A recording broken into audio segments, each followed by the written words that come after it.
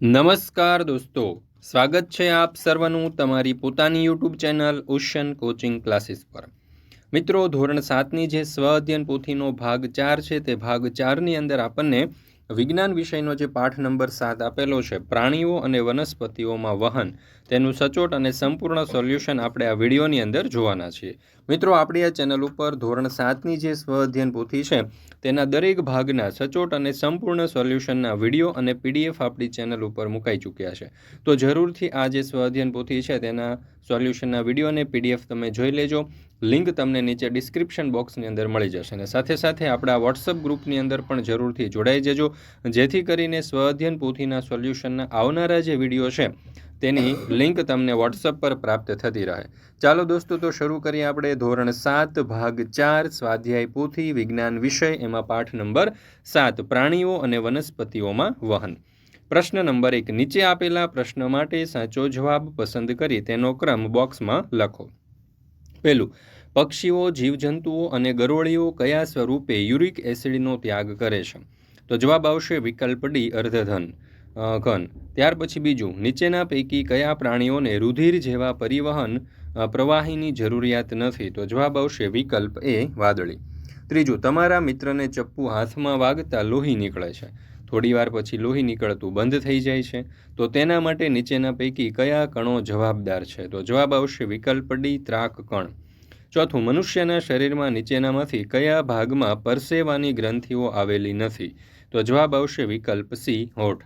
પાંચમું, સ્નાયુઓની બનેલી નળી કે જેમાંથી સંગ્રહિત પેશાબ બહાર આવે છે તેને શું કહે છે? તો જવાબ આવશે વિકલ્પ સી, મૂત્ર છિદ્ર। છઠ્ઠું, માછલી જેવા જલીય પ્રાણીઓ નક્કામાં પદાર્થોનું ઉત્સર્જન કયા સ્વરૂપે કરે છે? તો જવાબ આવશે વિકલ્પ સી, એમોનિયા। મિત્રો, ધોરણ 3થી 10ની જે નવી સ્વ અધ્યયન પોથી છે 2025-26ની, તેના તમામ વિષયના કલરફુલ સોલ્યુશનની પીડીએફ તમે હવે વોટ્સઅપ પર પણ મંગાવી શકો છો અને વોટ્સઅપ પર પીડીએફ મેળવવા માટેનો નંબર છે 7046222254। તો જરૂરથી આ નંબર ઉપર કોન્ટેક્ટ કરી, સંપર્ક કરી અને સ્વ અધ્યયન પોથીના સોલ્યુશનની પીડીએફ મેળવી લેજો, અથવા તો આપણી એપ્લિકેશનનું નામ છે ocean coaching classes. Application download કરી અહીંયાથી પણ તમે આ સોલ્યુશનની પીડીએફ મંગાવી શકો છો। તો જરૂરથી દરેક વિદ્યાર્થીઓએ, વાલીઓએ અને શિક્ષક મિત્રોએ આ સ્વાધ્યાય પોથીના સોલ્યુશનની પીડીએફ મેળવી લેવી, તેનો અભ્યાસ કરી લેવો, કારણ કે તમારી સ્વાધ્યાય પોથીના અભ્યાસ અને લખાણ માટે તો ઉપયોગી થશે, સાથે સાથે પરીક્ષાની તૈયારી માટે પણ ખૂબ જ ઉપયોગી થશે। ત્યાર પછી છે પ્રશ્ન નંબર 2, જોડકા જોડો। એમાં પહેલું છે મૂત્રપિંડ, તો એને જોડીશું આપણે વિકલ્પ ડી, રુધિર ગાળણની ક્રિયા કરે છે। બીજું, ધમની, એને આપણે જોડીશું વિભાગ ઈ, એટલે કે શુદ્ધ રુધિરનું વહન કરે છે। ત્રીજું છે શિરા, તેને આપણે જોડીશું એ, અશુદ્ધ રુધિરનું વહન કરે છે। ચોથું છે મૂત્રાશય, તેને આપણે જોડીશું બી, એટલે કે રુધિર ગાળણની ક્રિયા કરે છે। અને પાંચમું છે ફેફસા, જેને આપણે જોડીશું ઉચ્છ્વાસ દરમિયાન કાર્બન ડાયોક્સાઇડ બહાર કાઢે છે। ત્યાર પછી છે પ્રશ્ન નંબર 3, તફાવત લખો ધમની અને શિરા। તો જોઈએ, ધમની તે હૃદયથી શરીરના વિવિધ ભાગો તરફ રુધિર લઈ જતી રુધિર વાહિની છે। શિરા તે શરીરના વિવિધ ભાગો તરફથી હૃદય તરફ રુધિર લઈ જતી રુધિર વાહિની છે। ધમનીમાં જોઈએ તો તેમાં રુધિર ઊંચા દબાણથી વહન પામે છે। શિરામાં આપણે જોઈએ તો તેમાં રુધિર શાંત પ્રવાહે એકધારું વહે છે। ધમનીમાં વાલ્વ હોતા નથી, શિરામાં વાલ્વ હોય છે। ધમનીમાં જોઈએ તો તેની દિવાલ જાડી અને સ્થિતિસ્થાપક હોય છે, શિરામાં જોઈએ તો તેની દિવાલ પાતળી અને ઓછી સ્થિતિસ્થાપક હોય છે। ત્યાર પછી છે પ્રશ્ન નંબર 4, પ્રશ્નોના જવાબ લખો। એમાં પહેલું, ધમની અને શિરાના રંગમાં શું તફાવત છે, શા માટે? તો ધમની લાલ રંગ ધરાવે છે, ધમની હૃદયમાંથી ઓક્સિજનયુક્ત રુધિર શિરાના વિવિધ ભાગ તરફ લઈ જાય છે, માટે તેનો રંગ ઘાટો લાલ લાગે છે। જ્યારે શિરા વાદળી રંગ ધરાવે છે, શિરા કાર્બન ડાયોક્સાઇડ યુક્ત રુધિર શરીરના જુદા જુદા ભાગમાંથી હૃદય તરફ લઈ જાય છે, માટે નીલા રંગની દેખાય છે। ત્યાર પછી છે બીજું, બુજો બીમાર થયો છે, તો રુધિરમાં રહેલા કયા કણોની સંખ્યા ઓછી થઈ હશે? જવાબ, બુજો બીમાર થયો છે તો રુધિરમાં રહેલા શ્વેત કણોની સંખ્યામાં ઘટાડો થયો હશે, કારણ કે શ્વેત કણો શરીરમાં પ્રવેશતા રોગકારક જંતુઓ સામે રક્ષણ આપે છે। ત્રીજું, આપણા શરીર ઉપર સામાન્ય ઘસરકો પડે છે ત્યારે ધમની અને શિરા પૈકી કઈ રુધિર વાહિનીમાંથી રુધિર બહાર નીકળે છે, એવું તમે કઈ રીતે કહી શકો? તો ઉત્તર, આપણા શરીર પર સામાન્ય ઘસરકો થાય ત્યારે શિરામાંથી રુધિર બહાર નીકળે છે, કારણ કે શિરાઓ ત્વચાની સપાટી પાસે હોય છે, તેથી તે ઝડપથી અસરગ્રસ્ત થાય છે। ઉપરાંત શિરામાં દબાણ ઓછું હોવાથી રુધિર ધીમે ધીમે અને લાલ રંગનું જોવા મળે છે। ચોથું, એક વ્યક્તિને કમળો થયેલ છે તો તેના શરીરમાં રહેલ રુધિરના કયા ઘટક કણોની સંખ્યા ઓછી થઈ હશે?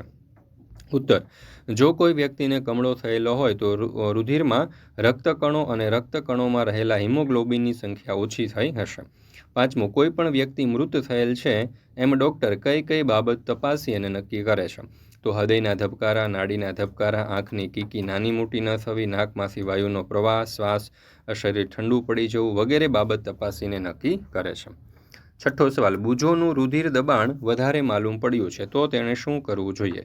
ઉત્તર: તાત્કાલિક ડૉક્ટરની સલાહ લેવી અને નિયમિત દવા લેવી જોઈએ. આહારમાં મીઠાનો વપરાશ ઘટાડવો, તળેલા તથા પ્રોસેસ્ડ ખોરાક ટાળવો જોઈએ. નિયમિત કસરત કરવી જોઈએ. તણાવ ઓછો કરવા માટે પૂરતી ઊંઘ લેવી.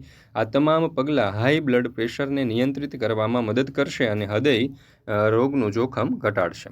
7. આપણા શરીરમાં નકામા કચરાના નિકાલ માટે કયું તંત્ર કાર્યરત છે? આ તંત્રના વિવિધ અંગોની યાદી બનાવો. તો આપણા શરીરમાં નકામા કચરાના નિકાલ માટે ઉત્સર્જન તંત્ર કાર્યરત છે. તેમાં મૂત્રપિંડ, મૂત્રવાહિની, મૂત્રાશય અને મૂત્રમાર્ગ જેવા અગત્યના અંગો છે. 8. આપણા શરીરમાં કયા કયા અંગો ઉત્સર્ગ દ્રવ્યને મુક્ત કરે છે? તો આપણા શરીરમાં ફેફસા દ્વારા કાર્બન ડાયોક્સાઇડ, મોટા આંતરડા દ્વારા અપાચિત ખોરાક, મૂત્રપિંડમાંથી મૂત્ર જેવા ઉત્સર્ગ દ્રવ્યો છૂટા થાય છે. 9. મૂત્રપિંડને સક્રિય અને ઉત્સર્જન તંત્રને સુવ્યવસ્થિત રાખવા માટે આપણે દરરોજ સામાન્ય રીતે કેટલું પાણી પીવું જોઈએ? તો ઉત્તર: મૂત્રપિંડ સક્રિય અને ઉત્સર્જન તંત્રને સુવ્યવસ્થિત રાખવા માટે આપણે દરરોજ 2-3 લીટર જેટલું પાણી પીવું જોઈએ. 10મો સવાલ: બુજાભાઈના બંને મૂત્રપિંડો કામ કરતા બંધ થઈ ગયેલ છે તો તેમના શરીરમાં ઉત્પન્ન થતો કચરો કેવી રીતે બહાર કાઢી શકાશે? જોઈએ ઉત્તર: બુજાભાઈના શરીરમાં ઉત્પન્ન થતા કચરાને કૃત્રિમ મૂત્રપિંડ દ્વારા રુધિરને ગાળી અને બહાર કાઢી શકાય, જેને ડાયાલિસિસ કહે છે. 11મો સવાલ: ખૂબ જ ઊંચાઈ ધરાવતી વનસ્પતિના મૂળમાં રહેલા મૂળ રોમથી જમીનમાં રહેલા પાણી પર્ણો સુધી પહોંચે છે તો આ ક્રિયા માટે કઈ ઘટના જવાબદાર છે? ઉત્તર: વનસ્પતિ પાણી અને ખનિજ ક્ષારોના વહન માટે પાઇપ જેવી વાહિની ધરાવે છે, જેને વાહક પેશી કહે છે. આ જલવાહક પેશી સળંગ નળીઓનું જાળું બનાવે છે, તેના દ્વારા પાણી પર્ણો સુધી પહોંચે છે.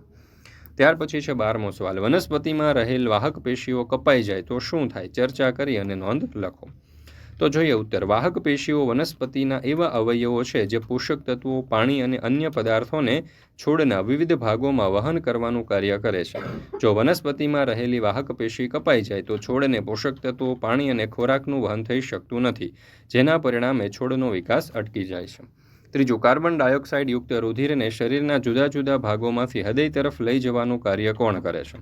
તો ઉત્તર: કાર્બન ડાયોક્સાઇડ યુક્ત રુધિરને જુદા જુદા ભાગોમાંથી હૃદય તરફ લઈ જવાનું કાર્ય શિરા કરે છે. ત્યાર પછી છે પ્રશ્ન નંબર 5. વૈજ્ઞાનિક કારણો લખો. પહેલું: ગરમીના દિવસોમાં આપણે પહેરેલ કપડાં પર સફેદ ધબ્બા શા માટે જોવા મળે છે? તો ઉત્તર: ગરમીમાં આપણને પરસેવો વધારે થાય છે. પરસેવામાં શરીરમાંથી ક્ષાર અને યુરિયા પાણી સાથે નિકાલ પામે છે, માટે ક્ષારના કારણે સફેદ ધબ્બા જોવા મળે છે. બીજું: દિવસે ઝાડ નીચે બેસવાથી ઠંડકનો અનુભવ કેમ થાય છે? તો ઉત્તર: ઝાડ શોષેલા બધા જ પાણીનો ઉપયોગ કરતું નથી. તે બાષ્પોત્સર્જનની ક્રિયા દ્વારા પર્ણરંધ્ર મારફતે પાણી બાષ્પ સ્વરૂપે બહાર નીકાળે છે, જેના કારણે ઠંડકનો અનુભવ થાય છે. ત્રીજું: કુદરતી આવેગને શા માટે રોકવા જોઈએ નહીં? તો ઉત્તર: કુદરતી આવગમાં ઉત્સર્ગ દ્રવ્યો હોય છે. આ ઉત્સર્ગ દ્રવ્યો ઝેરી અને શરીરને નુકસાનકારક હોવાથી તેમને શરીરમાંથી સમયાંતરે દૂર કરવા કુદરતી આવેગને રોકવા જોઈએ નહીં. ચોથું: દોડ્યા પછી નાડી દરમાં વધારો થયેલ જણાય છે, શા માટે? તો ઉત્તર: દોડ્યા પછી નાડી દર વધે છે કારણ કે સ્નાયુઓને વધુ ઓક્સિજન અને એનર્જી જોઈએ છે, તેથી હૃદય ઝડપી ધબકે છે. એડ્રેનાલિન હોર્મોન પણ વધે છે અને શરીરનું તાપમાન નિયંત્રિત કરવા માટે રક્ત પરિભ્રમણ વધે છે. 5. ઓક્સિજનયુક્ત અને કાર્બન ડાયોક્સાઇડ યુક્ત રુધિર ભેગું ન થવાનું શું કારણ છે? તો જવાબ: રુધિર ભેગું ન થાય તે માટે હૃદય 4 ખંડ ધરાવે છે. ઉપરના 2 ખંડ કર્ણકો અને નીચેના 2 ખંડ ક્ષેપકો તરીકે ઓળખાય છે, અને આ બંને વચ્ચે આવેલા પડદાને કારણે ઓક્સિજનયુક્ત અને કાર્બન ડાયોક્સાઇડ યુક્ત રુધિર ભેગું થતું નથી. છઠ્ઠું: કયા પ્રાણીઓમાં પરિવહન તંત્ર જોવા મળતું નથી, કેમ? તો વાદળી અને જળવ્યાપ જેવા પ્રાણીઓ પરિવહન તંત્ર ધરાવતા નથી, કારણ કે તેઓ પાણીમાં વસવાટ કરે છે. આ પાણી ખોરાક અને ઓક્સિજનનો શરીરમાં પ્રવેશ કરાવે છે, અને આ પાણી જ્યારે બહાર આવે છે ત્યારે સાથે ઉત્સર્ગ દ્રવ્યો અને કાર્બન ડાયોક્સાઇડને પણ શરીરની બહાર લઈ જાય છે, માટે. ત્યાર પછી છે પ્રશ્ન નંબર 6. પ્રવૃત્તિ કરો. એમાં પહેલું: નકામી નીંદણ પ્રકારની વનસ્પતિનો કોઈ એક છોડને મૂળ સહિત ઉખાડી તેના મૂળ તંત્રનું અવલોકન કરો અને તમારા અવલોકનની નોંધ કરો. તો હેતુ: નકામી નીંદણ પ્રકારની વનસ્પતિના મૂળ તંત્રનો પ્રકાર ઓળખવો અને તેનું અવલોકન કરવું. સાધન સામગ્રી: તો નીંદણનો કોઈ એક છોડ, પાણી, બિલોરી કાચ. પદ્ધતિ: તમારી આસપાસના બગીચા કે ખેતરમાંથી એક નાનો નીંદણનો છોડ મૂળ સહિત ધ્યાનપૂર્વક ઉખાડો. મૂળને નળના વહેતા પાણી નીચે હળવા હાથે ધોઈ અને તેના ઉપર ચોંટેલી માટી દૂર કરો, જેથી મૂળ તંત્ર સ્પષ્ટ દેખાય. મૂળ તંત્રને ધ્યાનપૂર્વક જુઓ અને તેના મુખ્ય ભાગોનું અવલોકન કરો. આકૃતિ અહીંયા તમને આપવામાં આવેલી છે. આ પ્રમાણે આપણે આકૃતિ દોરી શકીએ. નિષ્કર્ષ: તો મોટા ભાગના નીંદણ તંતુમય મૂળતંત્ર ધરાવે છે. આ મૂળતંત્ર જમીનના ઉપરના સ્તરમાં ફેલાયેલું હોય છે. બીજું, સૂકી દ્રાક્ષને પાણીમાં 3-4 કલાક પલાળી રાખો. ત્યારબાદ શું જોવા મળે છે તેની નોંધ કરો. તો ઉત્તર: સૂકી દ્રાક્ષને પાણીમાં 3-4 કલાક પલાળી રાખતા તે પાણીનું શોષણ કરે છે અને તેમાં પાણી ભરાય છે. તે પાણી ચૂસે છે, તે ફૂલી જાય છે અને કદમાં મોટી દેખાય છે. ત્રીજું, સફેદ ફૂલ ધરાવતા છોડની એક કુમળી ડાળીને વચ્ચેથી સહેજ ચીરી અને બંને છેડાઓને જુદા જુદા રંગના પાણીમાં ડૂબાડો. ફૂલના રંગનું અવલોકન કરો અને પ્રવૃત્તિની નોંધ તૈયાર કરો. તો જોઈએ સાધન સામગ્રી. સફેદ ફૂલ ધરાવતો છોડની એક કુમળી ડાળી, 2 પારદર્શક ગ્લાસ પાણી, 2 જુદા જુદા રંગના ફૂડ કલર, બ્લડ અથવા તો તીક્ષ્ણ ચરી અને ચમચી. આકૃતિ અહીંયા આપણને આપેલી છે, એ પ્રમાણે દોરી શકીએ. એની પદ્ધતિ જોઈએ તો 2 ગ્લાસ લો અને બંનેમાં પાણી ભરો. એક ગ્લાસમાં લાલ ફૂડ કલરના થોડા ટીપા, બીજા ગ્લાસમાં વાદળી ફૂડ કલરના ટીપા નાખી અને બરાબર મિક્સ કરો, જેથી પાણી લાલ અને વાદળી રંગનું બની જાય. સફેદ ફૂલ ધરાવતા છોડની ડાળીને તેના નીચેના છેડાથી લગભગ 5-7 સેન્ટીમીટર ઉપર વચ્ચેથી સહેજ ચીરીને 2 ભાગમાં વિભાજિત કરો. ધ્યાન રાખો કે ડાળી ફૂલની નીચેના ભાગ સુધી પૂરી ન ચીરાય, ફક્ત નીચલો ભાગ જ ચીરવો. ડાળીના ચીરેલા બંને છેડાને એકસાથે પકડીને એક છેડો લાલ રંગના પાણીમાં અને બીજો છેડો વાદળી રંગના પાણીમાં ડૂબે તેમ રાખો. 4-5 કલાક બાદ ફૂલના રંગનું અને ડાળીના ચીરેલા ભાગનું ધ્યાનથી અવલોકન કરો. જોઈએ એનું અવલોકન. તો ફૂલની પાંખડીઓનો રંગ બદલાયેલો જોવા મળશે. ફૂલની પાંદડીઓનો જે અડધો ભાગ લાલ રંગના પાણીમાં ડૂબેલી ડાળી સાથે જોડાયેલો હશે તે ભાગ લાલ રંગનો બની ગયેલો જોવા મળશે. ફૂલની પાંખડીઓનો જે અડધો ભાગ વાદળી રંગના પાણીમાં ડૂબેલી ડાળી સાથે જોડાયેલો હશે તે ભાગ વાદળી રંગનો બની ગયેલો જોવા મળશે. ડાળીના ચીરેલા ભાગમાં પણ લાલ અને વાદળી રંગની રેખાઓ સ્પષ્ટ જોઈ શકાશે. ત્યાર પછી જોઈએ નિષ્કર્ષ.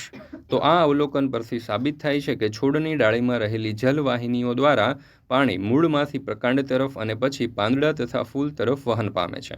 આ ક્રિયાને કારણે ફૂલની પાંખડીઓમાં રંગીન પાણી પહોંચે છે અને ફૂલના રંગમાં ફેરફાર થાય છે. ડાળી ચીરીને 2 જુદા જુદા રંગના પાણીમાં ડૂબવાથી પ્રકાંડની અંદરની જલવાહિનીઓ દ્વારા પાણીનું વહન વિભાજિત થઈ અને ફૂલના અડધા ભાગમાં એક રંગ અને બીજા અડધા ભાગમાં બીજો રંગ જોવા મળે છે.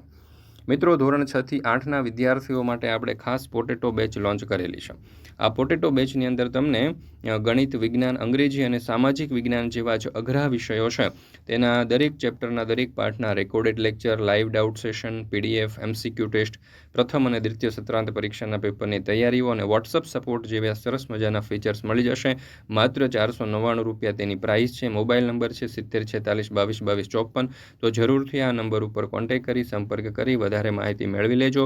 અને આપણી આ જે પોટેટો બેચ છે તેમાં જોઈન્ટ થવા માટે આપણી એપ્લિકેશનનું નામ છે ઓશન કોચિંગ ક્લાસીસ.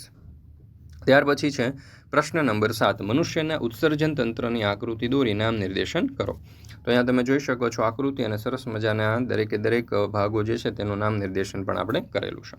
ધોરણ 3 થી 12ની કોઈ પણ પ્રકારની પીડીએફ અને પીપીટી જો તમારે જોઈતી હોય, પછી સ્વાધ્યાયન પોથી છે, સ્વાધ્યાય છે, ગાલા સ્વાધ્યાય પોથી છે, પ્રોજેક્ટ પ્રવૃત્તિ, લેખન પોથી, પ્રયોગ પોથી, અંગ્રેજી ગ્રામર, ગુજરાતી ગ્રામર કે કોઈ પણ પ્રકારના સોલ્યુશનની પીડીએફ અહીંયાથી તમને મળી જશે.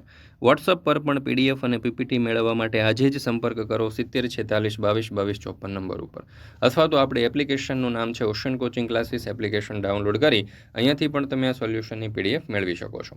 મોબાઈલ નંબર છે 7046222254. આ નંબર ઉપર કોન્ટેક્ટ કરી અને વધારે માહિતી મેળવી શકો છો. આપણી એપ્લિકેશનનું નામ છે ઓશન કોચિંગ ક્લાસીસ. લિંક તમને નીચે ડિસ્ક્રિપ્શન બોક્સમાં મળી જશે. ત્યાર પછી છે પ્રશ્ન નંબર 8. કૌંસમાં આપેલા શબ્દનો ઉપયોગ કરી અને ફ્લો ચાર્ટ પૂર્ણ કરો. જમણા કર્ણકમાં, ડાબા કર્ણકમાં, ફુફુત્સીય શિરા વાટે, હૃદયમાં. ચાલો, તો અહીંયા તમે જોઈ શકો છો ફુફુત્સીય શિરા વાટે હૃદયમાં, ત્યાર પછી ત્યાંથી ડાબા કર્ણકમાં, ડાબા ક્ષેપકમાં અને શરીરના અંગોમાં, ત્યાંથી જમણા કર્ણક, જમણા ક્ષેપક અને ફુફુત્સીય ધમની વાટે ફેફસામાં. ચાલો, ત્યાર પછી છે પ્રશ્ન નંબર 9. તમારી આસપાસમાંથી મળી આવતી વસ્તુઓનો ઉપયોગ કરી હૃદયના ધબકારા માપવા માટે નમૂનાનું નિર્માણ કરી અને તેની રચના અને કાર્યપદ્ધતિ લખો. તો સાધન સામગ્રીમાં 6-7 સેન્ટીમીટર વ્યાસ ધરાવતી ગળણી અથવા તો રબરની ટ્યુબ.